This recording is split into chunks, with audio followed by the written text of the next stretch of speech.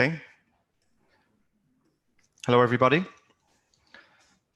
Welcome to today's webinar from IWEA on the RESS. So I suppose we are approaching the starting gate of the first RESS auction. It's only 3 weeks away now, so it's exciting times. It seems like we've been talking about this for years, but just seems to be a little bit more real now.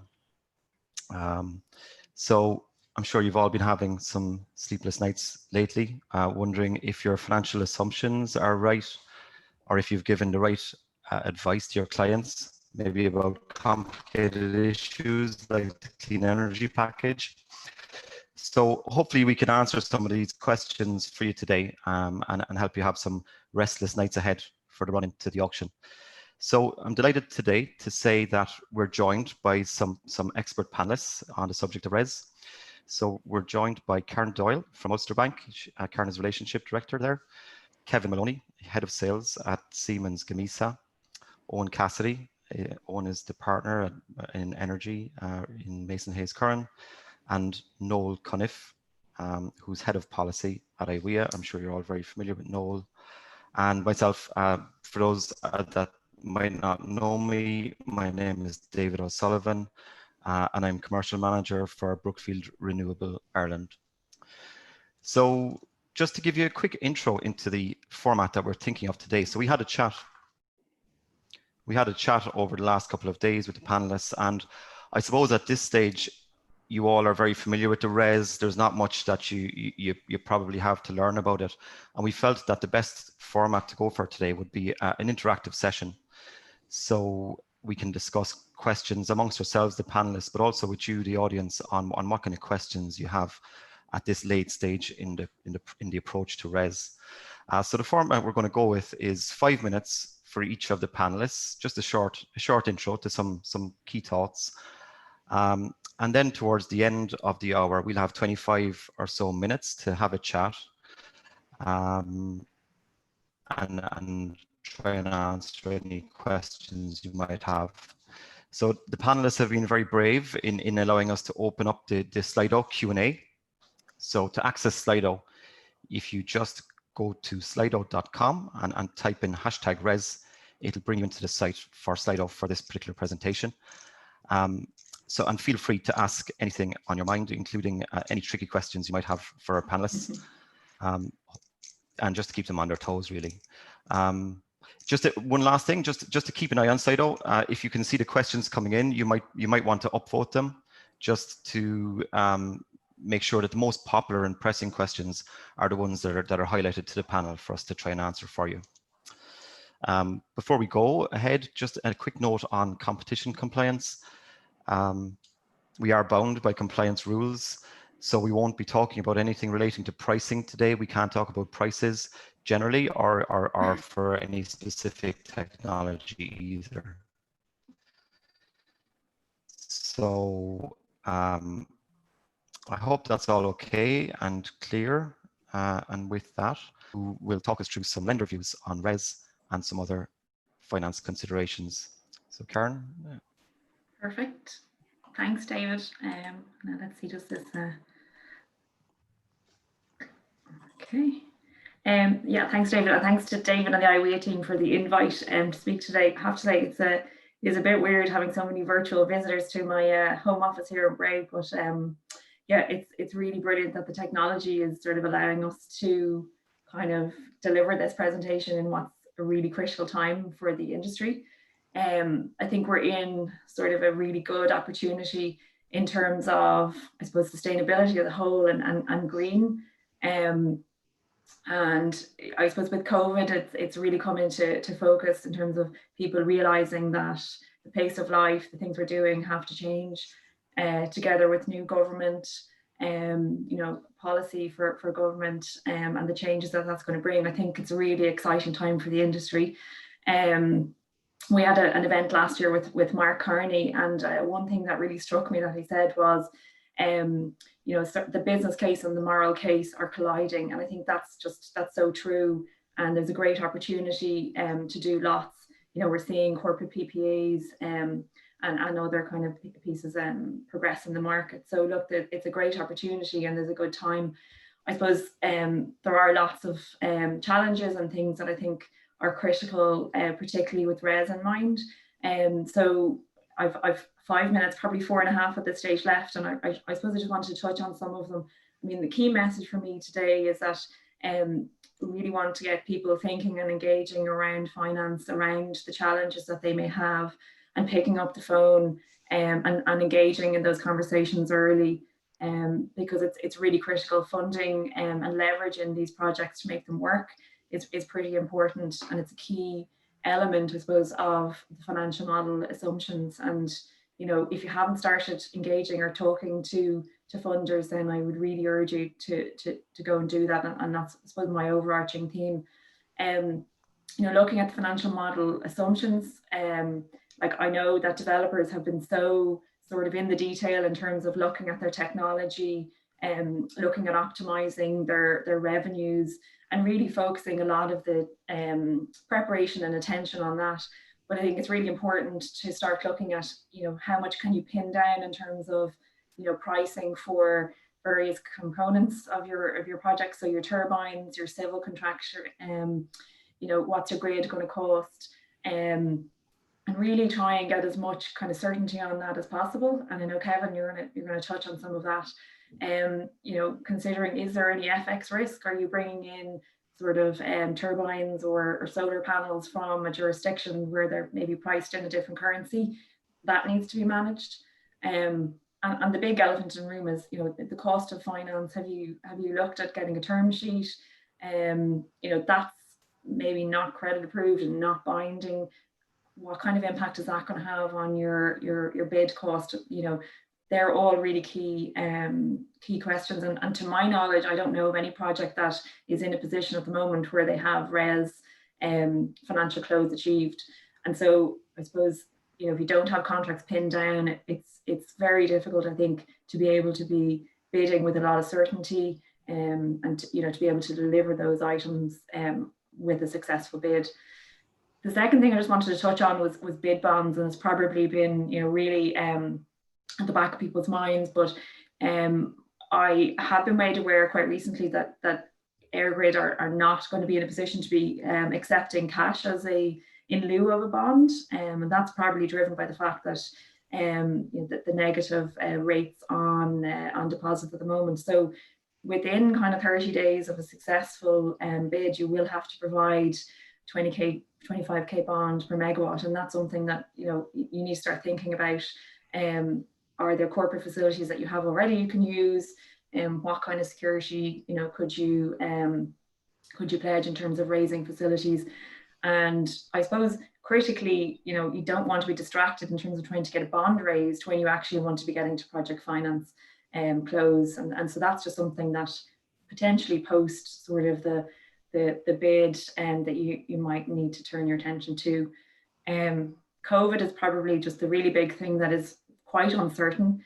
It has impact on supply chain, and I know Kevin is going to touch on that. And I know from our credit that, you know, there's going to be a lot of questioning around where are components coming from, where are they being delivered, which countries through, where might there be risk, is there contingency? And we had a lot of this questioning around Brexit. So for projects that were under refit time pressure, there were lots of questions asked about, well, you know, are there components that will be land bridging through the UK? What happens if Brexit hits in the middle of that? Could we have stranded equipment? So they're just things to think about. They're probably all manageable, but you do need to be aware. And I suppose things like, you know, force majeure, then liquidated damages, you know, what does the contract say? What are you actually going to be able to claim on? And I know, Owen, you're going to touch on some of that as well. The other, I suppose, side of COVID is, you know, financial market liquidity. Is it still going to be possible, you know, to raise equity or to raise debt in the markets? And I think from what we've seen, certainly across Europe and UK and Ireland, is that there's still a lot of liquidity for these types of projects. Certainly for ourselves within the NatWest group, we have set a 20 billion sterling target for the next 2.5 years to support projects in the green and sustainable space. So one of our 3 core objectives for the whole group is supporting green, supporting sustainability, and delivering on that. So, and we're seeing that right across the board, that financial institutions, through various different mechanisms, are, both from a regulatory perspective, being sort of pushed in that way, but realizing that it is actually the right thing to be doing, that it's important to be, I suppose, facilitating and bridging that move, and helping to decarbonize the economy. So I think what we're seeing at the moment from COVID is that it is probably impacting in terms of more challenging structures that you might have seen last year, the year before, maybe a bit more difficult, but there's certainly lots of liquidity in the market, which is really great news. The other point I suppose to note is that the Irish Central Bank has kind of allowed institutions here to release the counter-cyclical capital that they hold. So that means that banks are actually even more well capitalized at the moment. There was a comment a couple of weeks ago in the papers to say we were the best capitalized financial institutions in Europe. So that's again really helpful. But I suppose the backdrop of, you know, SME challenge in this really difficult market could create capital issues for institutions. So that's sort of what we're seeing. But look, COVID is changing every day, so it's something that people need to be aware of. Negative pricing and priority dispatch, I'm not going to spend too much time because I know Noel is going to go into them in detail, but really, how are you going to reflect those in your model? What assumptions are you making, and how reasonable are they? Inflation is something that's actually interestingly come up a couple of times, and I think from a funder perspective, the lack of inflation is quite helpful, because through refit, the major challenge that projects had was that inflation didn't materialize, and revenues at this point are running, you know, maybe 10-15% behind base case, you know, without anything really that, you know, developers have been very limited in terms of being able to manage that. So the removal of that, you know, from a funding perspective is helpful. It's obviously more difficult for developers where indexation allowed for, I suppose, back-ended sort of repayments, and some ability, I suppose, to increase on returns. You know, I suppose effectively what it is doing is sort of making prices in the earlier years probably a little bit higher for end users. And so that's the sort of impact we see. But from a funding perspective, I think it takes away one challenge that we definitely would have seen with refit. Capacity is probably a bit of a pet topic of mine, and I have this sort of image of everybody on the 4th of August sort of on a starting line and ready to go. And you know, while we have really a lot of expert service providers and funders locally and internationally, I think the challenge and the fear that we have is getting everybody mobilized with the amount of projects. It's going to be challenging. And, you know, if you've got good relationships and you've worked with people before, it might be a little bit easier to, I suppose, have that resource working on your project. But if you don't, you know, you might find yourself in a position where your project financing is a little bit delayed because you're not able to get the service providers, you know, working on the project, the diligence done. And lots of conversations that we've had with clients is, look, you know, you need to trade off how much of this work you do before you bid to give you a little bit of certainty, but to give you a head start. That obviously incurs cost. And so that's really the trade-off and the balance, I think. And look, I think it's really helpful that we're seeing annual RESS auctions.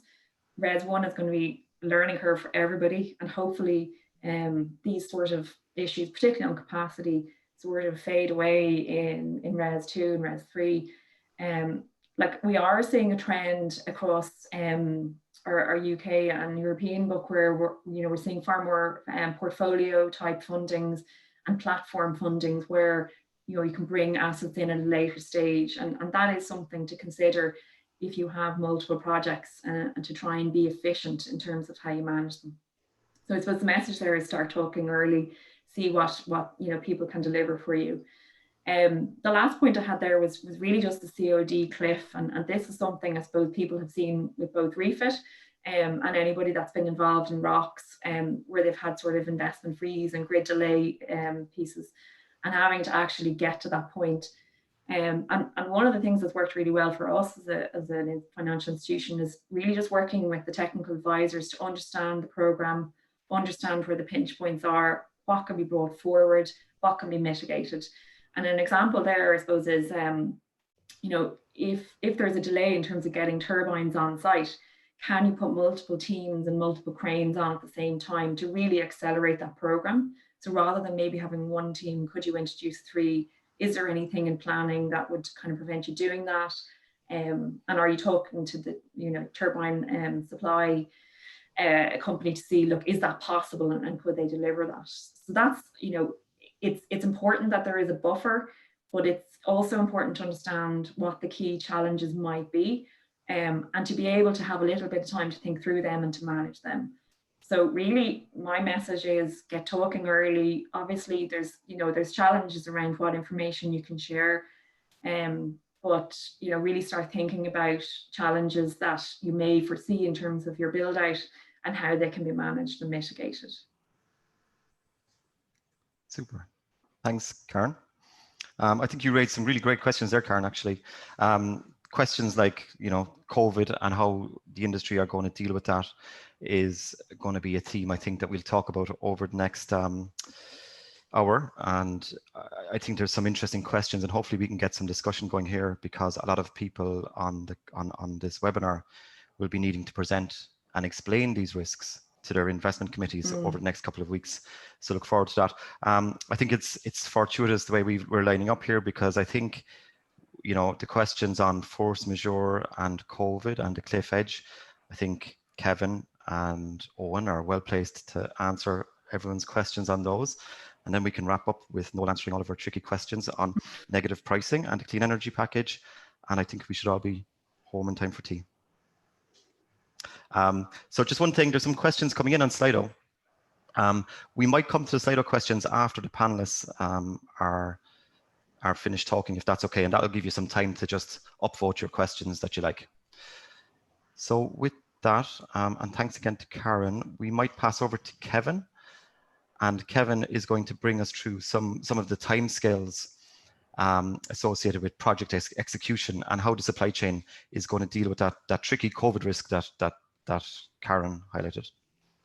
Yeah, thanks very much, David. And thank you, Karen. I think you did raise some very good points there. I'm very impressed with your one slide that did everything. I could not manage to do that at all. I'm going to focus more on the project delivery timelines.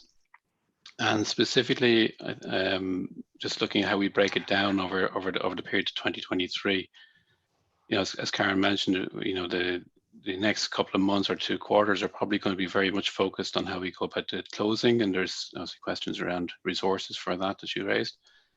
But once we go into the contracts being completed, I suppose looking at Q1 21 for the earliest ones of those, we start picking into, well, that'll be orders to the factory. The factory will start kicking off probably for a good year of high production levels. I will start seeing that move into, while factories are doing that, you'll start seeing, the civils supply kicking into stream as well. So from about winter 21 to winter 22, you'll see, that whole summer 22 will be very, very busy for civil works, and also the turbine works themselves, the cranes arriving on site, moving through the erection phase. And then we move into the kind of the commissioning phase. Again, a very busy period, probably foreseen through winter 22 into summer 23. Overall, I'd say that because you've got 2 summer periods in there, you're probably looking at a fairly, it's a challenge, but it's doable. And we're looking, depending which the types of turbines that come out, you can be anywhere in around 150 to 250 turbines coming through. And if you foresee that, then you break it down to that it's actually quite a manageable run rate for the business. However, and I think this is a point made by all the panelists, will be the COVID question. And what have we seen so far? So I think it's worth just looking back and going, well, the Global Wind Energy Council have just released this slide here, or an update on the impact of COVID. And you can see in 2020, the pre-COVID, sorry, I'll just make my pointer here, ready to go. Sorry, over here. 2020 was the pre-COVID estimate. It was going to be a bumper year globally for wind installations. However, the impact of COVID has meant about a 19% reduction in global installation this year. Currently, though, because of the way the supply chain has managed it, and we have seen episodes throughout the world where factories have closed down for 1 to 2 weeks and reopened. Very much within a month or so, you've seen the capacity being right back up to where it should be to actually achieve the production. It has been a very much a learning curve for supply chain, but I do think overall the supply chain is bouncing back, and we're now looking at 2021 being a very strong year globally and maybe a recovery year from 2020. So what does that mean for Ireland? I think for Ireland, we're looking at 2022 and 2023. We're in globally, we're in a sweet spot really where there's not a huge demand around. So I would expect that the resources are required to make to achieve the execution projects that we want to over the 22 and 23 will be available to us. That's based on the information we have today. Nobody really knows what's going to happen in 2 or 3 months' time. But I suppose one thing we have done is we've learned a lot in the last 3 to 4 months about how to react to COVID, the mitigation measures that are being put in place. So I think it's quite heartening from a supply chain point of view that we've responded really well to the demands and to the changes that have occurred, and are moving forward with those in a positive manner. Some of the kind of mitigation measures that just to raise questions around, I suppose there's 3 different phases that we look at. One is the logistics phase, and things like the shipping, as Karen mentioned, like where's the origin of the material. A lot of it comes from Asia for some companies. Other companies bring it in from Europe. There is different quarantine periods perhaps required should an outbreak occur. We have to think about separation between the vessel that docks and the people who are working on the quayside. Another points raised is like, what about crossing borders? Generally, the industry is quite fluid at the moment, where we have crane companies, for example. Our crane will come from one part from Norway to Ireland, or from the UK or from Germany. So it's quite fluid in terms of its movement. Well, what happens when you start bringing in quarantine periods into that? It's probably a bit more thought has to go into how a project is resourced. Also, you look at the road resources that are available, like how do people work with regards to proximity requirements when they're delivering product to site. During the construction phase, we have to factor in the close proximity of the working environment, that we've currently had. So what we've seen in some companies is an adaptation of family units on site, where you'd have a crew of 2 or 4 people who would be put together for the duration of that project, and they would probably live together, work together. That does create some physical and mental impact on them. So we have to be very, I suppose, cognizant of the requirements that we're placing on people to work in such environments, and obviously come up with ways to counter any negative interaction there. Also, one area that's popped up is if a occurrence of something happens on site, there will be deep cleaning required on the site. What's the impact of that, and who bears that risk? So it is a measure that's brought in to help mitigate for the safety of the site, but it is to be aware that it does impact everybody on that site. And I suppose as we move into operation, then the final piece is that we got to adhere to best practice as it emerges. It is an emerging area, and I know we are quite active in this area with the ops team to bring it out together. It's like, what is the best practice, and how do we bring it forward such that we're mitigating the potential impact on our employees, on our technicians as they move from site to site, providing the essential service of keeping the turbines running. That's where I'll leave it for now, and I look forward to your questions. And I suppose pass back to you, David. Great. Thank you, Kevin. So I think that slide, Kevin, on the global supply chain and how it's dropping down as Ireland is ramping up is really interesting. And I think, look, you might be getting some requests to borrow that slide, I think. from various people to present it to their investment committees over the next couple of weeks. So there you go, the perfect slide for your investment committee, free from the RESS webinar. So now with that, we might hand over to Owen Cassidy from Mason Hayes Curran, and he is going to bring us through some of the obligations that generators will be assuming when they accept their RESS offers. And also, I presume he's going to explain to us why COVID is force majeure and something that nobody needs to worry about. Owen? Thank you, David. Hopefully, sorry, I think I'm maybe sharing the incorrect screen here at the moment. Is that showing okay for you? Yeah. Perfect. Good. Okay.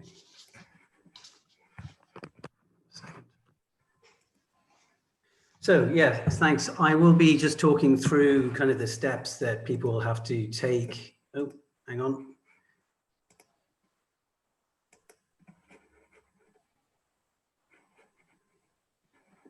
Apologies, that's I've lost that again.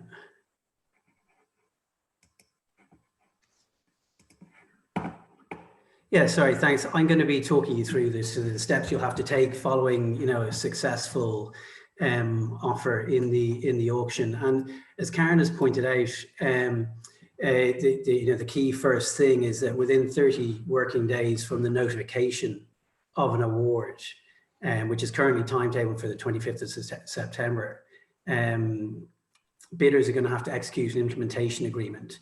And unless they're community zero bonded projects, are going to have to provide a performance bond. And that has to be from an institution of at least a BBB rating of long-term debt by Standard & Poor's or Moody. So, and it's only following receipt by the minister of the signed implementation agreement and the performance bond that your letter of offer will actually issue. So what are you actually committing to doing as a generator once you sign up to that implementation agreement, and what are your risks around the performance bond, like in entering into that agreement? So look, effectively, the implementation agreement is providing the state with certainty that you are going to fulfill your obligations and to deliver the project that you've submitted a bid for. So you're contractually committing to achieve and deliver certain obligations under that implementation agreement. And you have provisions within the implementation agreement that link back to the RESS T's and C's. And the RESS T's and C's expressly call out that you will only be entitled to receipt of support where projects have complied with all of their obligations under the implementation agreement and they've been met, and for projects which have been notified to the CRU as suppliers, and are included in the relevant PSO calculation by the CRU for that relevant PSO levy year. So the implementation agreement is actually, you know, going to live with projects during that period. So it's a relatively short agreement, but it actually does quite a lot. Before even looking at the milestone dates that I've set out there, you are looking at a circumstance where generators are providing further warranties and representations to the minister at the point in time in which they submit the implementation agreement. Probably the most material of those, because you know they're the typical contractual warranties and reps that you'd provide, you know, that duly incorporated, have duly executed the agreement, etc. But there's a repetition of the confirmations and warranties that have been made in the declaration submitted with your qualification application. And if you think about the time period between people having submitted those qualification applications in March and when they'll be signing up the implementation agreement, it's a number of months. Most of the declarations and issues that have been delivered are likely to be fairly benign and okay, but actually if you drill down into it, there may be circumstances where generators may be in difficulty actually confirming the repetition of those reps and warranties. And that's something particularly where there's been projects which have changed hands, either during the lockdown period prior to submission of bids, where they've been disclosed in the declarations of bidding independence, but also where there's a change of control that has happened after that lockdown period has lapsed, following submission of bids. So that's something for people to be conscious of and aware of when they're moving into that implementation agreement phase. The second key aspect of the implementation agreement is just an acknowledgement that projects have no entitlement to support prior to 1 July 2021. So you can't recover support for electricity generated prior to that date, and you can't recover support and you acknowledge so no later than 31 December 2037. Now there's a couple of kind of particular exceptions to that I'll touch on in a moment. And separately, there's an obligation to complete all of the milestones prescribed in the implementation agreement, and that the commercial operation date will be achieved by the long stop date of 31 December 2023. And commercial operation, just so people are clear, because the definition of commercial operation changes whether you're looking at a facility agreement, a PPA, or a turbine supply agreement. But in the context of the RESS T's and C's, it's the date the RES 1 project achieved the installed capacity commitment, and provided the RES 1 project has also obtained an interim operational notification to the TSO that it's paid its third stage payment to the DSO under its grid connection agreement.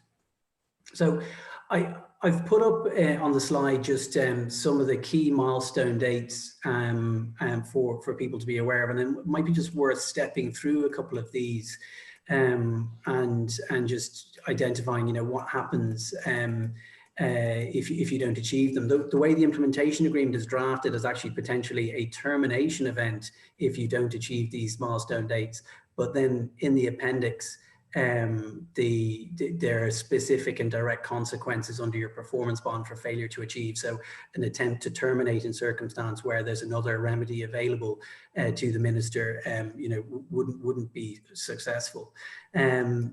So the first of those two sort of milestone dates that are in the implementation agreement are the points I mentioned at the beginning about the signing of the implementation agreement within 30 working days, and separately then the delivery of the bond. For community-led projects, they need to submit evidence by the 30th of June 2021 that the generator has established a company structure that complies with the definition of community-led projects. Then for all projects, they have an obligation to deliver evidence that it has signed and accepted a grid connection agreement by the 30th of June 2021. And if they fail to do that, there's the risk of up to 25% of the performance bond being called, 4% per month. And if it's not complete by the 31st of December 2021, then the letter of offer in relation to the support will be withdrawn, and the remainder of the performance bond will be drawn down. The generator then also for the next milestone that I've put up is just that it has provided declaration confirming funding to construct the RES 1 project and achieve commercial operation. So for projects for developers who are building out off balance sheet, that's not going to be a difficult thing to achieve. They just have to provide some form of declaration, which isn't prescribed, to the minister confirming the finance that the funding is available for the construction and operation of the project. And again, this is a two-stage test. If it's not completed by the 31st of December 2021, there is again a risk of up to 25% of the performance bond being drawn down, 4% per month. But if it's not completed by the 30th of June 2022, the letter of offer will be revoked. So projects which are kind of running close to the wire from a financial close point of view, are going to have to be very aware of those two key milestone dates. There is a further milestone in relation to the second stage payment that has to be delivered by the 30th of June 2022. Again, it's a two-stage process with up to 4% of the bond available to be drawn down if not completed but at that date. And then the potential revocation of the letter of offer if not completed by the 31st of December 2022. And then I suppose the final key date is the commercial operation date. And whilst it's not actually just developers generally need to be wary that whilst it's not listed in the implementation agreement as a specific milestone date, prior to commercial operation, you will need to have demonstrated and established a community benefit fund in accordance with the RESS terms and conditions. Now, that's not called out in the implementation agreement, but if you work through what constitutes a material breach under the RESS, under the implementation agreement, it includes a failure to comply with the RESS T's and C's, and the RESS T's and C's expressly call out the obligation to have the community benefit fund established prior to commercial operation. So there's a slight kind of mismatch there. It's not clearly identified, but it's an obligation for developers to be conscious of. If commercial operation isn't achieved by the 31st of December 2022, you start the erosion of the contract term. So you start eating into your contract term. The end date doesn't extend out. And that would be the erosion for a time period which is equivalent to the 31st of December 2022 and the date of commercial operation. But if it's not achieved by the 31st, if COD is not achieved by the 31st of December 23, the letter of offer will be revoked. Now, there are circumstances and provisions where an extension to those time periods will be available, but it's only in circumstances where a force majeure event has been suffered by a generator and they've complied with the terms in terms of notifying the minister of the force majeure event.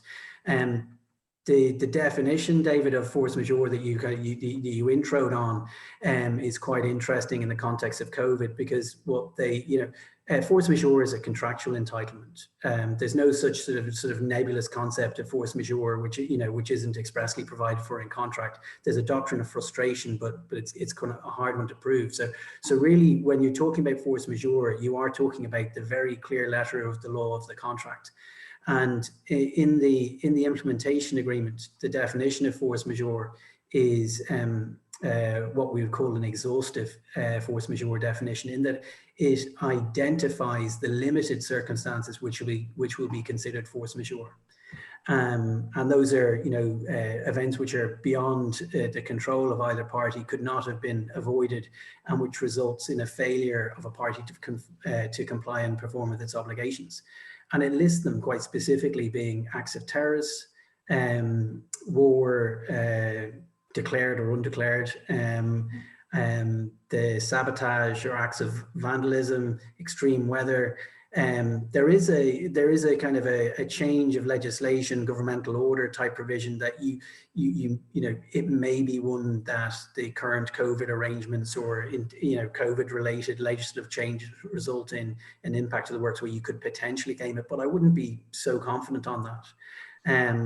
And then there's also just a typical one in relation to strikes. So, would a COVID-related delay absolutely come within the scope of the current force majeure definition?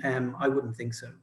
Now, they have the minister has retained the same type of discretion that they had under the old refit rules, in that they have this this ability to, even when nobody has sought to extend certain dates, that they can look to, they can make a decision to extend specified deadlines where projects are going to be delayed as a result of, say, a delay in the grid connection build out. And I suppose the logic to this, they've expressly excluded in the definition of force majeure any delay in construction or energization of a project's grid connection. So that's expressly carved out from that contractual right.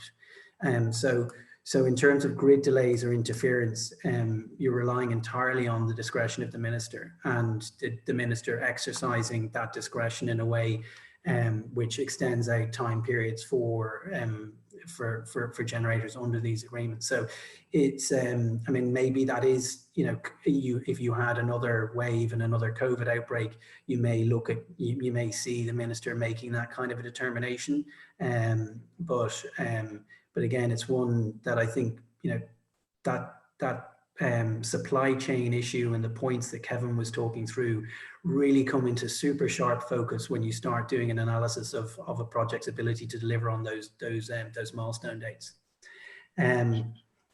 So I think I've probably run over my time, David. So I will hand back over to you. Super, great. Thanks, Owen. I think that's great about COVID, and it sounds to me like, given the uncertainty at the moment, if there was some clarity brought to that over the next couple of weeks by the department, it might help bidders to reduce anxiety and maybe improve prices in the auction. I suppose the concern is if there's not clarity, then people might assume the worst and might impact on the success of the auction. So look, maybe we might see something there in the next couple of weeks. And the other thing you mentioned that was interesting was commercial operations data. I didn't quite appreciate that it was, you have to achieve your full capacity there. So obviously if you have a problem with a part of your site or one of your turbines, then you might run into difficulties there. So another one to flag. But great, Owen. Thanks very much for that. I might pass over now to our final panelist, Noel, today. Noel is head of policy at AWEA, and he's going to talk us through some pretty straightforward topics there, like the clean energy package and negative pricing. Thanks, David. Yeah, exceptionally straightforward topics indeed. No one has to worry about these at all. So, you know, you can turn off for the next 5 minutes if you want to. But thanks for that introduction. Hopefully, you can see my slides okay there. I think what we're going to talk about today is a couple of risks that might not have been foreseen when we first started talking about RESS 1 about a year ago. And in particular, there's risks to do with volume, and then there's risks for projects that are successful in the RESS auction in relation to, in particular, negative pricing, and also some new risks that have been created recently through the clean energy package consultation that's just been out by the SEM committee, which some of you might be aware of. So just maybe to talk about volumes first of all, and I was kind of keeping an eye on Slido as we were going along here, and I know a couple of questions have come in. First things to say is maybe that the RESS 1 terms and conditions themselves, they put pressure on volumes that could have qualified for RESS 1 for all of the reasons that Kevin and Karen and Owen just talked through. The two ones in particular, I think the cliff edge of support in 2023 and the grid connections not being included in force majeure are they're two I guess terms which will keep volume out of RESS. So it was very interesting a couple of weeks ago, and I know there was a lot of attention on it when the CRU published their indicative competition ratio for RESS. So for anyone who doesn't remember what that looked like, there was basically a letter to the minister, and included in that letter from the CRU was a, and I might just use my pointer here to highlight it, was two categories where, sorry, multiple categories. There's the all technology category, the solar preference category, and then the community category. And in that, they had a projected to participate volume in RESS of just over 4 terawatt hours. This is interesting, and I guess it's higher than what we would expect to qualify. All that category includes are any projects which could have met the criteria to get into RESS. So you have planning permission and you have a valid grid connection offer. Buildability to 2023 was not taken into account in that consideration. So when you begin to take that into account, that volume is definitely going to come down. To what extent, we're not enormously sure, but I think you can take it that any projects which are located in the likes of Donegal or Mayo or Galway are going to be very difficult to connect ahead of 2023. A lot of ECP1 offers would have seen connection dates beyond that. Certain concepts would have been introduced, such as shallow deep reinforcements, where in order to connect onto the grid, you would need a deep reinforcement in the transmission grid to be there before you can actually connect. And that's in place in very high constrained areas of the grid, like Galway, like Mayo, like Donegal. So our projections are that internally in IWEA that the volumes are likely to be quite a bit less than the 4,000 gigawatt hours projected by the CRU.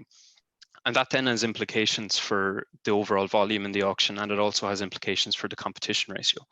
And one thing that we've drawn the CRU and government's attention to in recent weeks is that it's going to leave us also short in terms of volumes for the RESS auction. So hopefully you can see that go through there. So, or sorry, in terms of clean energy package, I should say. So everyone's very aware of Ireland's target for 2030 of 70% renewable electricity. What people might not necessarily be aware of is that included this time round in our target for the end of the decade are interim targets that were built in through the clean energy package. So there's a target for the end of 2022, 2025 and 2027. By 2022, we're supposed to be at just over 45% renewable electricity. By 2025, that goes up to about 52%, and I think by 2027, it's low 60s. Based on analysis that we've done internally in IWEA, and I know that a lot of members would have done very similar analysis, we're going to be short on the 2022 target, but we're also going to be short on the trajectory to hit the 2023 target based on the volumes that are available in RESS and also based on the competition ratio that's put out. So if you were to maintain the trajectory from 2020 at 40% to 2030 at 70%, where we need to be by the end of 2023 is about an additional 3.3 terawatt hours of renewable energy on the grid. Based on the competition. Could I ask a question there actually on the top two questions on the slide are quite related to that actually. So we might try and deal with those now. Perfect. Firstly, does the government fully appreciate that shortfall to 2023 targets?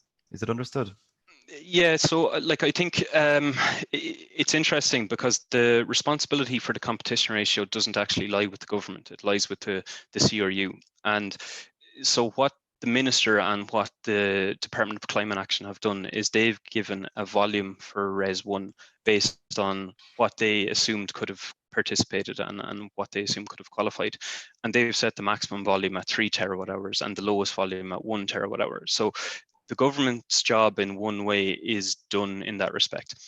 It then passes over to the CRU to do an assessment of the, in this case, the indicative competition ratio, where they look at all the projects that could qualify to participate within that 3 terawatt hours, and then using almost a competition analysis where they look at the number of bidders, the portfolio of each bidder, different price points that they expect.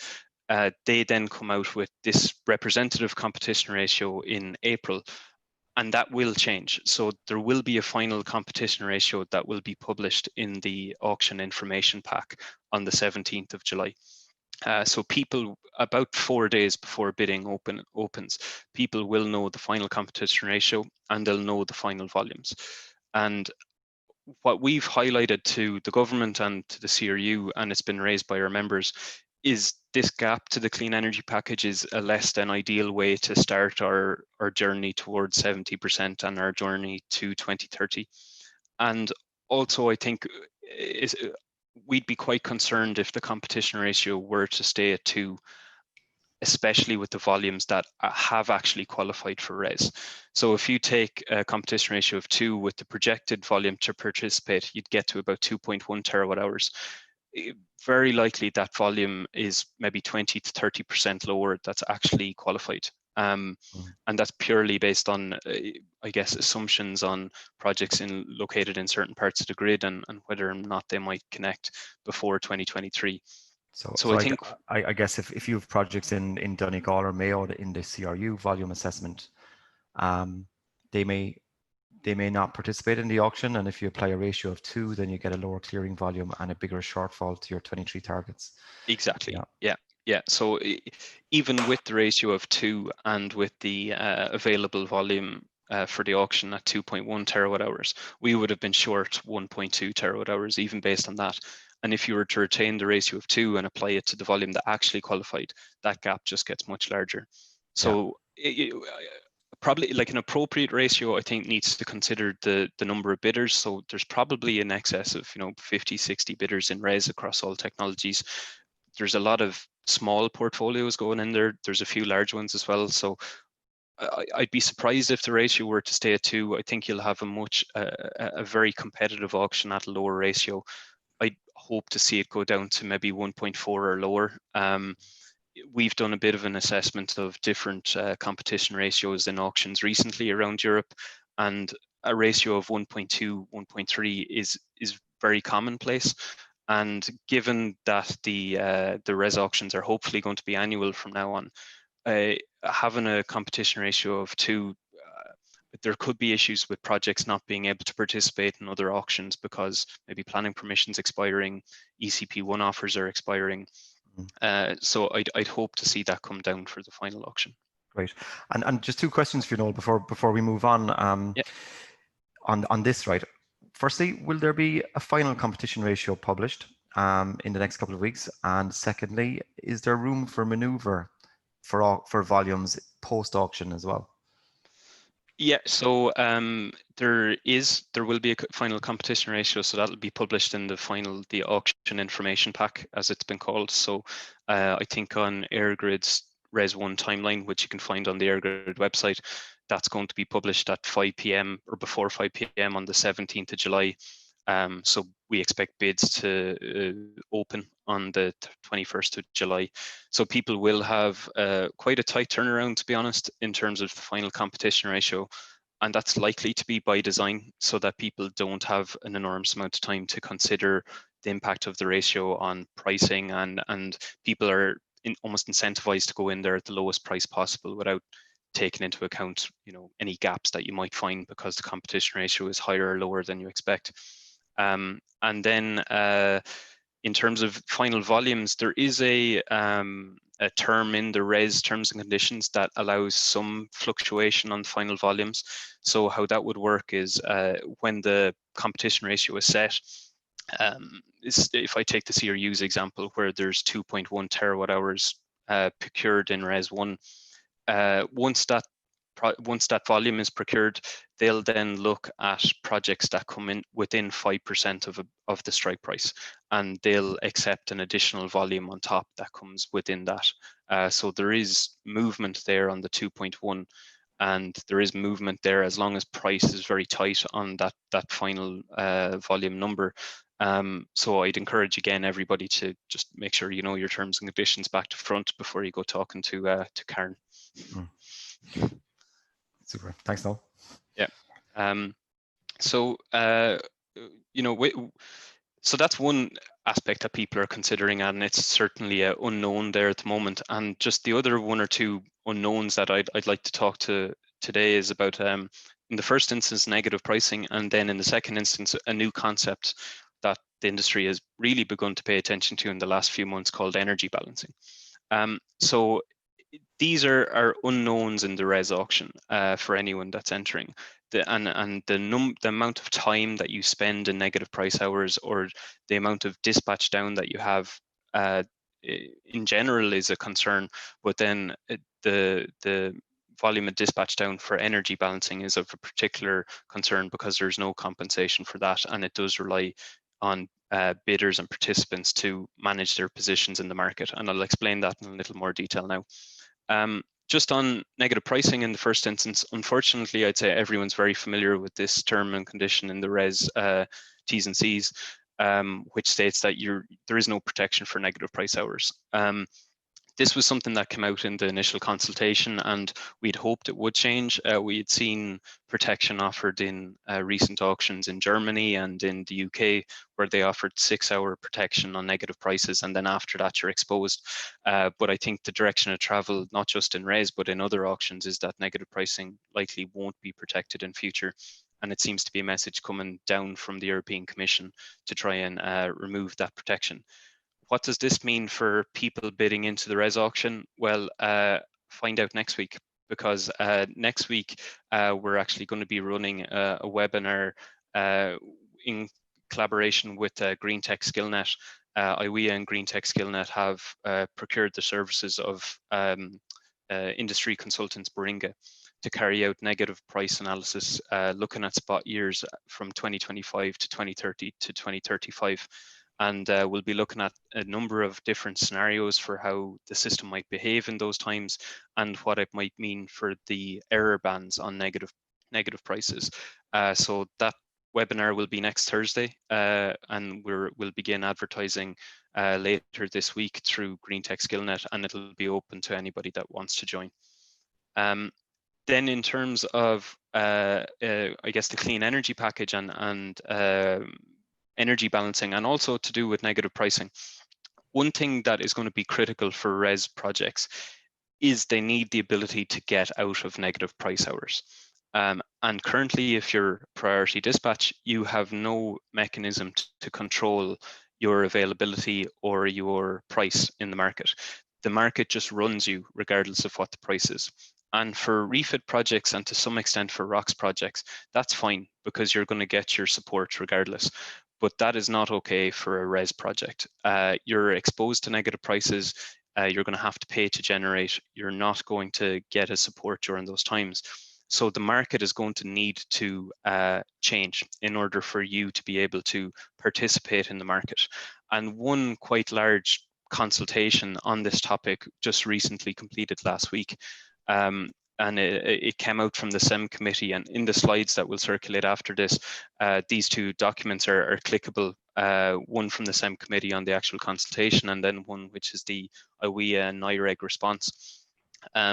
We had maybe 30 to 40 members in IWEA sit weekly on a working group since that consultation came out in April, working to put together this 50-60 page response, going into a lot of detail on how units are going to need to be able to bid into the market, and how things like priority dispatch and things like energy balancing, which I'll just speak about now, will impact on RESS. And I would really encourage everyone to make themselves aware of this consultation, the implications for it, before putting into your bid into RESS. It can't be understated, I guess, how big an impact that this might have on the outcome of your energy once your project is built and up and running and operational. So there's, I guess, a couple of questions in terms of dispatch down that people need to consider. And that's things, and they directly relate to this consultation. And that's, will constraint, will curtailment be compensated? The clean energy package says that they should. The consultation by the SEM committee proposes that they won't, or they won't to anywhere near the extent that the clean energy package says they should. So that's a big unknown. Will energy balancing be a big feature in terms of dispatch down? And then the question that I'd say a lot of people are asking is, what is energy balancing? So I actually have a slide just to explain that, because I think there is a bit of a journey that we need to go on to start to learn what that means from a dispatch down point of view. So what I'm showing here, for anyone that doesn't know, I'm a power system engineer by background. So a presentation by me without a chart or some sort of numbers in it is just never going to happen. So what we have here is a typical demand curve of a day. So you've got in blue here, we've got our demand and our export potential from the SEM. So this is the demand curve that you'd see on any day of the week. Underneath this, we have in gray the wind availability over the course of the day. And in orange, we have our S and SP limit. So this is the limit that EirGrid and Sony use to protect the system in the event of instability. And that limit's currently set at 65% of your demand and export. In future, it'll be 75% this time next year. By 2030, hopefully it'll be 90+%. But over the course of the day, you'll see that the wind profile breaches this line at some time. So if you look here at the morning, it breaches the line, and what you see at this time is what we call a curtailment event. So for a wind farm going into RESS or a solar farm going into RESS, the main question about curtailment is what volume am I going to see and will it be compensated? And unfortunately, they're unknowns at the moment. I would really recommend going out and getting some analysis done by a lot of technical advisors in the industry that can tell you approximately what type of curtailment and constraint levels you're going to see. And constraint is something that we see later on in the day. So this happens because of a local system issue. Your SNSP limit is not being breached. It's a local issue, potentially in the likes of Donegal or Mayo or Kerry, that we see where there's a problem. Constraint is going to vary considerably for RESS projects. So some projects will see very low constraint levels, some will see very high constraint levels, and it's going to be a big differentiator in bid price. Later in the day, then we see this peak, which is in wind, which is going to happen more and more over time. So once we get over the SNSP limit, this is typically what we see today, where curtailment occurs. So your SNSP limit is breached, EirGrid or Sony dispatch you back down to the SNSP limit. So there's a reduced output of dispatch down. Again, the question here is when will this happen, how often, and will it be compensated? However, what we don't really see on the system very much today is this part in gray, and this is energy balancing. And this is where there's just too much wind generation or solar generation for the amount of demand available on the system. So we're effectively during these times a producer that has too much supply and not enough consumer. During these times, what will happen is the market will turn you down to the level where supply and demand are equal to that blue curve. And this will be dispatched down that will definitely not be compensated. And for RESS 1 projects, a big question over what volume you're going to see and how will it impact you. So if you've priority dispatch or not, that'll also play a feature in this. From the work that we did through the Clean Energy Package Working Group in IWEA, by 2030, it is possible that energy balancing for RESS 1 projects could be 7 to 10% of your entire energy production. That's larger than constraint and curtailment are on the system today. So when we'd expect to see curtailment decrease over time, energy balancing will go up. So again, a big unknown, and I would highly recommend that people get some modeling carried out from the usual suspects who offer this kind of service so that you have an idea for how often this will happen. I think that's really interesting for RESS, and just dwelling on it for 1 second, Noel, is that, okay, Articles 12 and 13 under the Clean Energy Package are related. So under Article 12, RESS projects may, we don't exactly know yet, but they may not be priority dispatch. Therefore, during these times of excess energy, renewable energy, they will not be able to get access to the grid, or at least they will be behind priority dispatch units, so they'll be getting access to less of the grid. And secondly, under Article 13, they will not be discompensated for that. Most certainly. Exactly, David. So like that is a really tricky issue for the industry to square, and something for people to get their heads around ahead of auction. And as you said, lots of technical advisors needed on these really complicated and interrelated issues. Yeah. So thanks, Noel. No problem. Just a question, actually, just to open it up to a little bit more of a chat here. Top question again on Slido, and easily asked, but very difficult to answer. I'll open it up to Karen and to Noel. How will lenders view priority dispatch, and how are IWEA viewing priority dispatch? I think, Noel, you've covered priority dispatch a little bit, but just to open it up to Karen. Karen, how will lenders approach this really complicated question?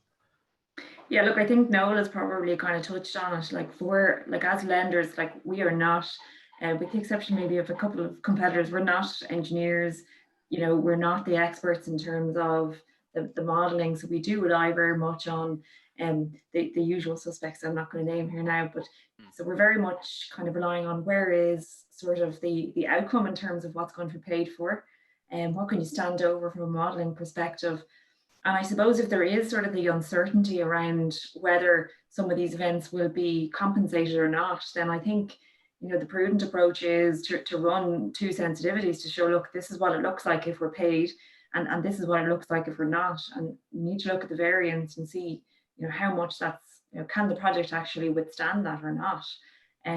So we'll very much be looking at like what's actually in the sort of the rules, regulations, what's actually agreed in terms of what will be paid, and then what does that look like for a specific project. So to be fair, a lot of work went into sort of the constraint and curtailment analysis in looking at that, those scenarios. And like the problem is there's so much at play. You've got an SNSP piece, then you've got a question mark over how much is actually going to be built, and you've got a question mark over demand. And like, we've seen over the past kind of 3-4 months the reduction in demand. So there's a huge amount of variables at play here. And I think, it is really important to sort of form an opinion, and, then you'll be talking to lenders and actually convincing people, look, this is where we see our project, this is why, and to be able to, I suppose, to back that up with as much fact and analysis as possible. So like, we don't have a house view at the moment in terms of this is the percentage that must apply. It's very much going to be project by project to see what's actually going to impact and how the priority dispatch is going to be applied. And I think, that probably still needs to work through from a system operator perspective as to how they're actually going to implement that. I think it's very unclear, Karen, as you say, and in terms of policy, and in Ireland, it's really unhelpful that this has come at the same time as the first RESS auction, because it is so complicated and unknown at the moment. It's going to be very hard to get for lenders and investors to get comfort on this issue, and hopefully it doesn't result in simple increases to bid costs. That I don't think that's a good result for anybody. Just David, one thing just to add to that, like I think for anyone that doesn't know, I guess the next steps for that consultation, the SEM committee consultation just concluded last week, and we're expecting further consultations later this year with a lot of these topics broken out into their own consultations. From my WE's point of view, we've recommended that Res 1 projects should not have priority dispatch. We think that the scale of change to market systems is dramatic from EirGrid and SEMO's point of view, and I guess having that uncertainty as to whether or not RES will or will not have priority dispatch might delay those market systems changing. And because of the negative price risk, you can't control your price if you're priority dispatch, whereas you can if you're not. So if you can bid into the market, you can get out of negative price hours, which we think RES 1 projects will need to do. Yeah, and that's worth saying. No, it's going to be a number of years before these systems can be implemented with EirGrid. So there may be periods of transition here, even from 2023 in some views of the world, which I suppose, to be honest, adds more complexity and uncertainty here. Absolutely. Super. Anything else from yours on that, Noel? Or? Nope. Go ahead. No. Great. So look, just a quick word in terms of times. We're 10 minutes over, but there's a couple of questions here which I think are quite interesting. So we might try and just get to a few of them. Another question to Karen and Kevin this time. So there's a question saying, do we see any shortages for specialist equipment such as cranes? And I suppose I'd wrap that up in a wider question, saying what procedures can developers implement to mitigate their exposure to, let's say, these delivery risks, whether COVID caused or not? Yeah, sure, I can jump in there, David. I suppose what comes to mind straight away is that the actual shortages, no. Globally, there would be sufficient equipment available. The question will be, well, where is that equipment right now, and where will it be when you want it for your project? Will you be able to book it in time? And that probably brings back to, well, how do you mitigate against not having it available, or if it's stuck in Australia doing a build down there, how will you get it back in time? I think it's early contracting, trying to get your contract in early enough so you can actually book the crane and make sure it's in the plan. To date, we have seen that the scheduling has been quite aggressive across the supply chain to move from one project to another. And I guess this is where we bring back into COVID kind of mitigation measures. Well, what happens if there's a quarantine period required, bringing a crane and a crew from mainland Europe to Ireland or from Australia to Ireland? Is that being built into the project? And I think maybe it's over to you, Karen, on this one. Like, what would a lender like to see when it comes to mitigation measures, when you see practically it's available, but where is it and how does it get here? Yeah, and look, and they are key things that, like as I said, with Brexit, we were looking at those for end of refit projects, and I think unfortunately there's going to be a lot of scrutiny over components and key delivery items, and like as turbines get bigger, I think the potential availability of some of this equipment locally probably gets more challenging. I don't know, I'm not a specialist in cranes, but for us it's understanding like where is this coming from, like, you know, could there be a risk of it not arriving? What's the contingency? And I suppose if you're very tight to a RESS cliff, and you're kind of saying, well, actually, we can throw 3 or 4 cranes and crews at it. The question really is, well, can you actually get those? And never mind, you know, what the cost of them is it actually available? And look, this is where it's so important to be talking to, you know, your suppliers early and make sure you know understand their supply chain.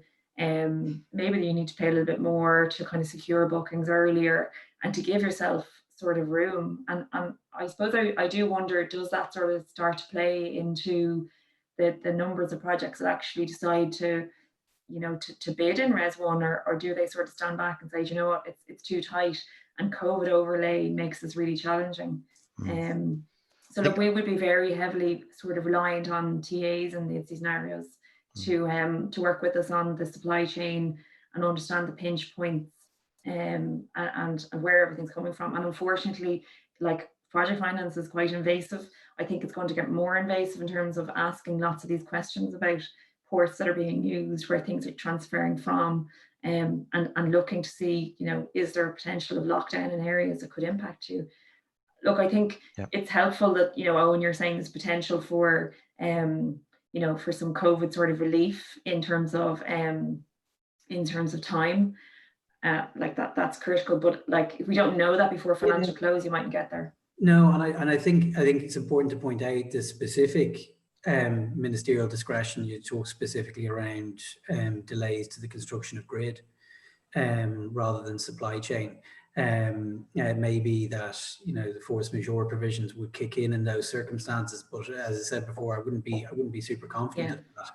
And the longer these events are there in the market prior to people entering into the contracts, the less they can be really considered to be force majeure. And in fact, they're events that people are aware of that are potentially going to arise to interfere with the supply chain. So there's quite a few, and I think you're looking at, you know, how do you actually mitigate that risk when you analyze it from a project finance perspective, and you really are starting to look at buffers as being the best way of potentially managing and dealing with the risk. I think it's a really specific question about cranes, but I think it's a good one because it is the little things that can catch you out on project delivery. Absolutely, and I think as Karen mentioned there, as the turbines get bigger, the equipment becomes even more specialized. So where that equipment is based and how do we get access to it will become key to ensuring your project does get built. And you know, if a project that was coming off before is delayed due to whatever reason, how is that going to impact your project, and what kind of buffer should you be building in? Yeah. And I suppose when you step back and look at the bigger picture here, you have, you know, let's say, as Karen said, invasive scrutiny from project financiers. You have a lot of pinch points here potentially, and you have all of this. So it's going to take, you need to get engaged early with all of your suppliers to the end level of detail. And you have all of this wrapped up in a very tight timeline to be delivered by the end of 22. So, you know, there's no time to be lost here, I think, is what we can say, following success at auction. Correct, Evan. Yeah, I might just jump to another interesting question on slide audit. It's definitely in the category of tricky questions, and I think that's reflected by the fact that it's been up-voted to the top of the charts so quickly. So I'm thinking Noel for this one, but Noel, yeah. I always get the tricky ones. How will so good at answering them, Noel. Yeah. How will turbines react to the new challenge of being turned on and off in response to market signals? Yeah, look, I can give, I guess, a view of this, and maybe I might ask Kevin then to talk about it from an O&M point of view, but it'll be really interesting. And then this just really goes back to the question about how often our negative price is going to happen. So Currently, EirGrid have the capability of reducing or dispatch down or turning off turbines directly from a system in the control center called the wind dispatch tool. And they can issue that signal and the turbines will respond within 10 seconds, and they'll go to whatever set point on a trajectory over the course of maybe a minute or 2 minutes. So the concept of wind needing to react quickly because of a constraint or a curtailment event is not new, and it happens every single day on the system. So the technical capability of actually doing it is there. The question is, how often will the price go negative, and what will the response of the system be? And I think this is really one of the very large challenges that the likes of EirGrid and SEMO and ourselves need to contend with over time. And it's these types of issues that the terms and conditions of RESS have thrown up. If you can imagine a system in 2030 where you have maybe 3,000 megawatts of RESS supported wind generation online 1 minute, and then the price goes negative the next minute, do all of those generators turn off? What happens to the system in that type of situation? It genuinely is something that has not been considered, and it's definitely not been built into the power system for how it works. The capability of doing it is there and can happen. How often it needs to happen is the question that we're hoping the likes of Baringa can answer for us in the webinar next week. And then the implications for that on the actual turbines themselves, I might throw that over to Kevin, because I'd say from an O&M point of view, turning on and off the turbines is probably going to lead to more wear and tear and more regular maintenance requirements. Yeah, you're dead right. No, it will, I suppose, being a direct on or off situation will create more wear and tear. I guess what we'd like to see, if anything at all, is that you have a level kind of reduction across the wind park, where you start bringing down everything slowly. It also allows you to reactivate the turbines and bring them back up to full production quite quickly as well, or make them available for production quite quickly. And once the turbine goes off, my current understanding is that you have to wait for a period of time. It could be up, the hysteresis loop kicks in. You just check the wind that's out there, is it too high, too low, and then start kicking off an initiation process to bring it back in, which could take up to 30 minutes. If you're without that production for 30 minutes, that's obviously going to be impactful on your site. So like I said, I think the preference would be to have the whole wind park being tuned down as opposed to being turned on or off. And as you rightly say, if you are turning on and off, you're creating a lot more wear and tear. Turbines today haven't really been developed to be switched on and off at will. It's get them up, get them running, keep them running, vary them up and down as you see fit, and then when they need to come off, they can come off every now and again. Yeah, and one bit of comfort to the people who are asking this question is, I suppose you have two markets. You have the balancing market, but you also have the day ahead market. And if the price goes negative in the day ahead market, you can switch off with 24 hours in advance. So you don't have that dramatic switching on and off situation. You might be able to switch off 24 hours ahead. And I think there was an example of that most recently during COVID, when some of the offshore wind farms decided to switch off 24 hours ahead because the day ahead market in the UK went negative. So look, just a bit more comfort on that. Just one thing to say, David, I think that constant periods of negative price are not good. And to me, they're a sign of actually poor market design rather than an issue with generators. So this probably just raises the whole question: is a short run marginal cost market like we currently have in Europe and in Ireland the correct design for a 70% renewable electricity system? And I don't think anybody knows that answer, but we need to start thinking about it now. Otherwise, we might have these types of problems in 2030.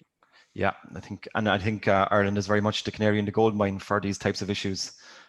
So I think we're on our own in trying to figure out these problems, but that's where you come in, Noel, I suppose. Ex-EirGrid and head of policy. Yeah. Super stuff. Okay, is there anything else on that that anyone would like to say? No. The next question, and sorry, I'm just reading on the fly here a little bit. next question, we have 2 on 4. It's been here for a while, so let's try and answer it. Have IWEA discussed the possibility with the government of adding the 15% corporate PPA volume to the auction, with corporates contracting directly with the PSO? And this is definitely designed for Owen. I guess just my thoughts on it initially are, I'm not sure if you can contract directly with the PSO. Is there a structure there like that? However, 15% corporate PPAs is definitely a good thing. It's something that I think it's good for the industry to be developing this alternative route to market. So, Owen, I don't mean to put you in the spot, but yeah, no, I'm not entirely certain on the way they're looking at the structure operating. Is it potentially that people bid in and then the corporates then take on 15% of those of the projects which have been successful at bidding in, and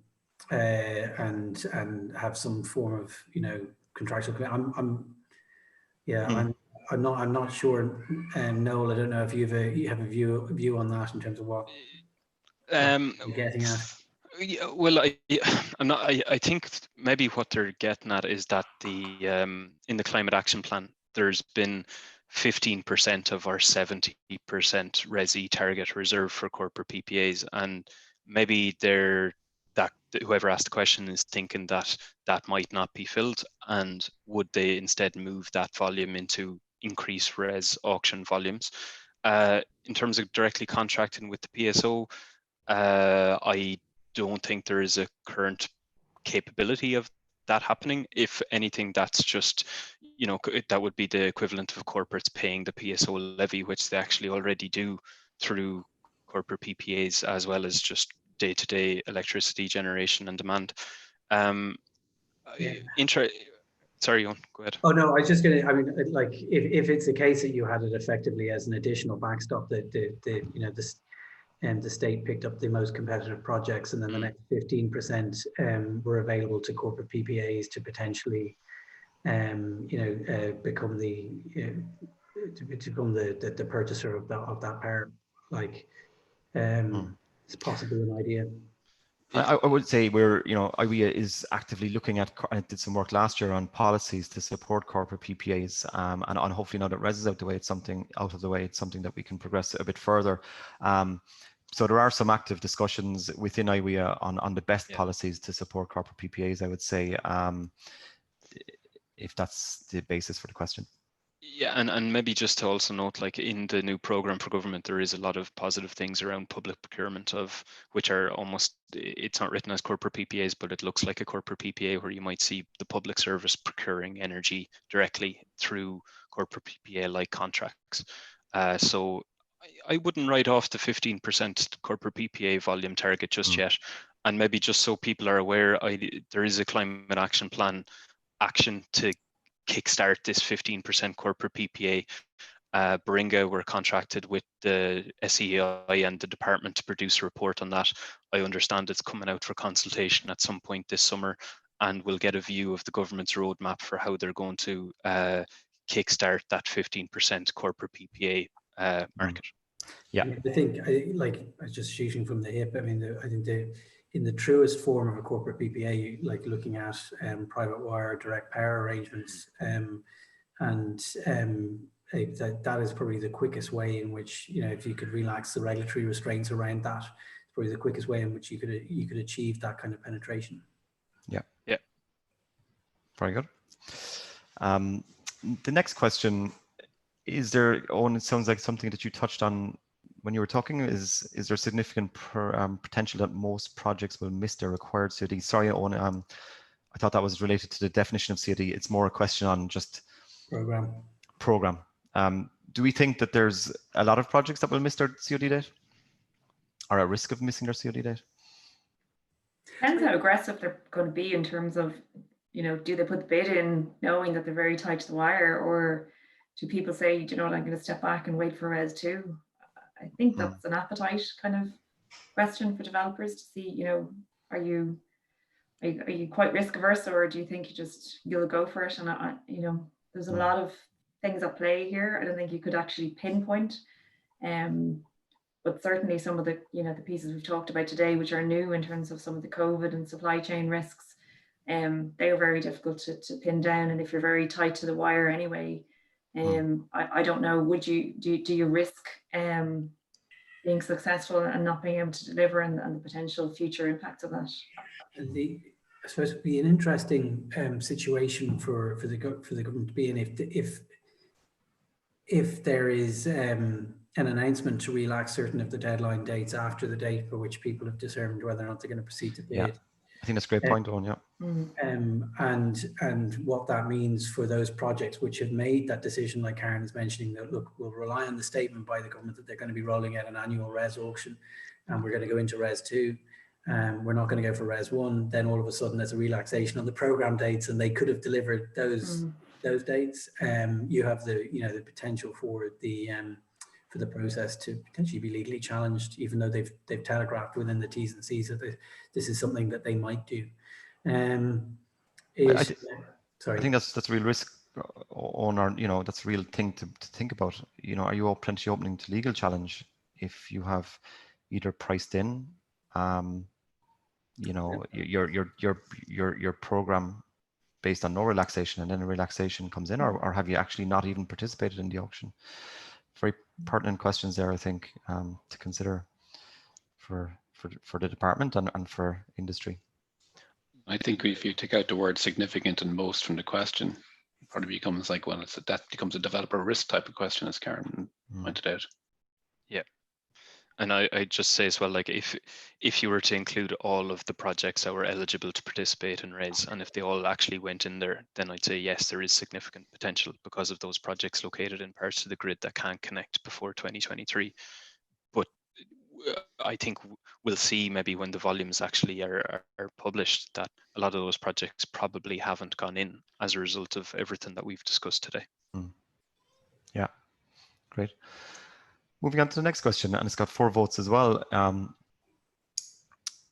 I think we might have touched on it, but see if there's anything here we haven't dealt with. It's how can projects model negative pricing and priority dispatch for the 2030s, for the mid 2030s? How can that be modeled today?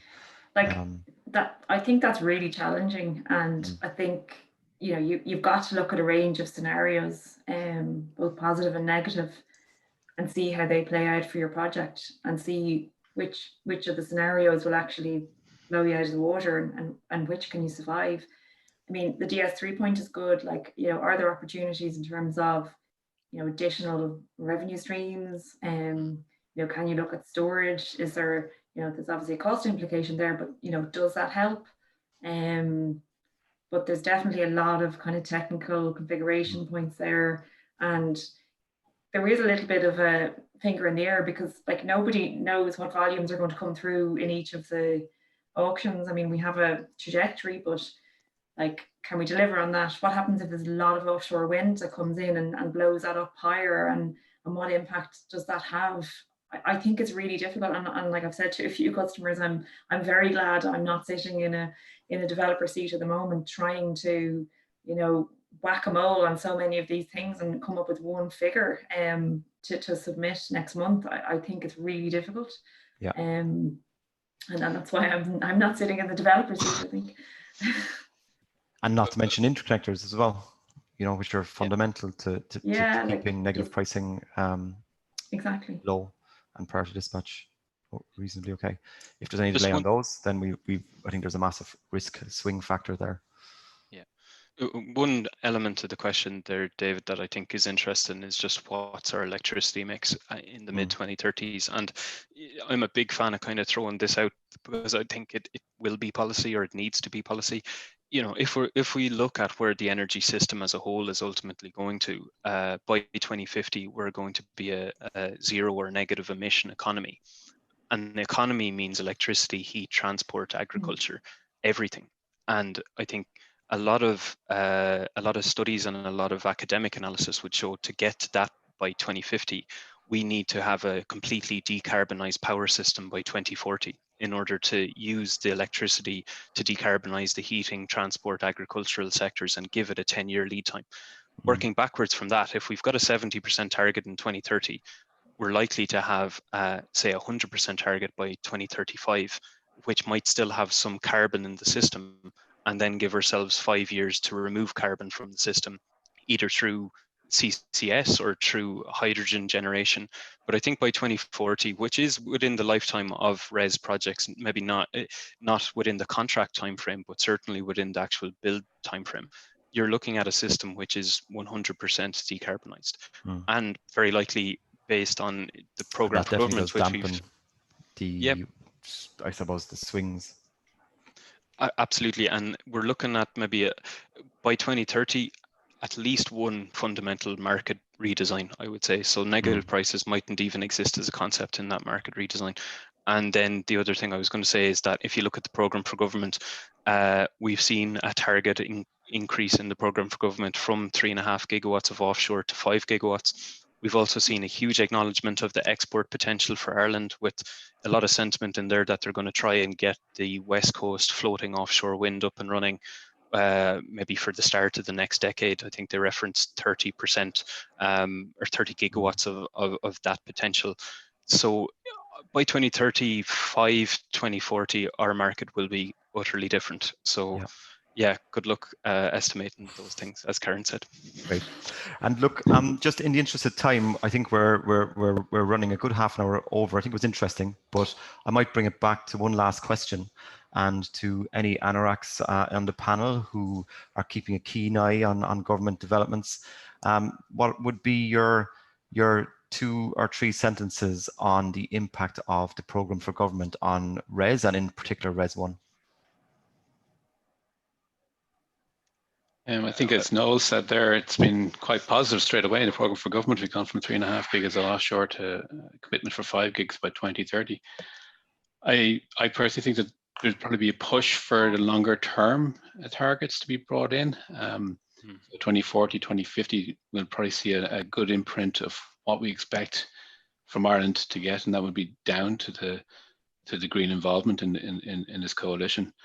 I think the next 100 days are going to be key as to what we'll see, coming out from that, and how the other parties react to it, and whether they'll go for a long-term vision or not. But here's hoping.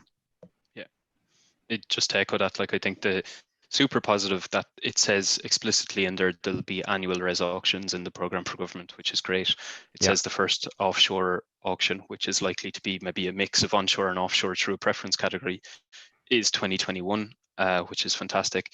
For anyone that wants more information on the program for government and kind of all the good stuff in there, we actually made a video earlier on today, which we sent out to all members. It's I think 5 to 7 minute video summarizing things with some nice slides pulling out the key points and just what it might mean for, in particular, Ireland's 70% target, and then in future export potential and full decarbonisation.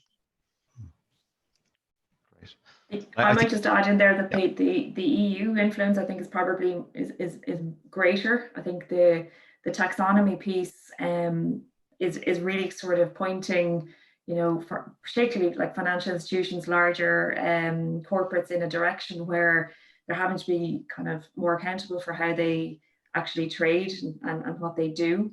And I think that's going to have a massive impact, because we would see that in terms of our larger customers. They're going this way anyway. They're entering into corporate PPAs. They're offsetting their carbon maybe when they don't need to. They're being quite proactive, and I think that's probably going to maybe front run a lot of what government do. That's another key, I suppose, influencer that we would see.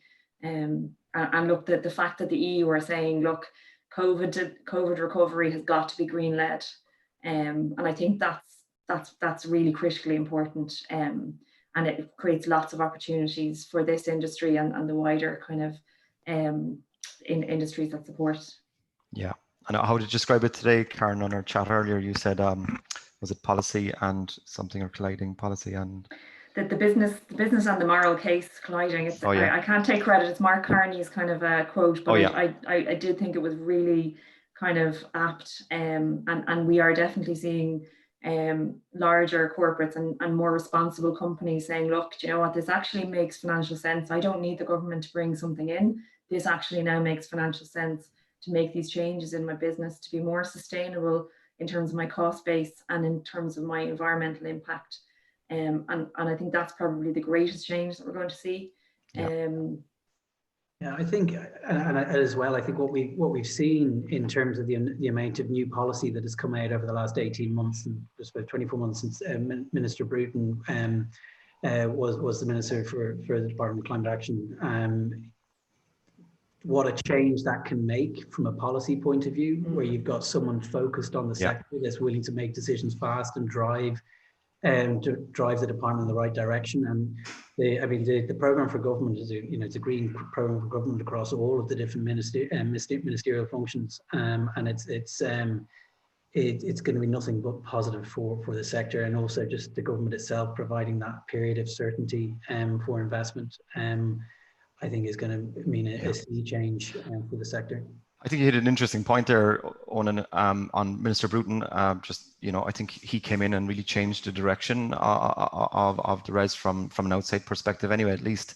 And I suppose it's a shame that he hasn't got an opportunity to continue. But as you say, maybe there's the Greens will bring in their own objectives and drive things on even more. And Noel, just a word on the annual RESS auctions. I think that's a very good point as well. Hopefully that kind of alleviates a lot of the concerns we would have talked about today in terms of risks, because ultimately, look, if you think the risks are too low, too great for this auction, there's always hopefully a follow-on auction available to the market. Absolutely. Yep. Great. Look, guys, I know we've a couple of other questions there, but I just don't want to go on too much further because we're running significantly over time. Lovely question there on hydrogen, which we can answer some other day maybe. But look, we might leave it there unless there's anything else from the panel. Thank you very much, everybody, for your time today, and thanks very much to the panel for giving us their time. And yeah, good luck and happy bidding. Thanks very much, David. Yeah. Thanks, David. Everybody, take care. Cheers. Take care.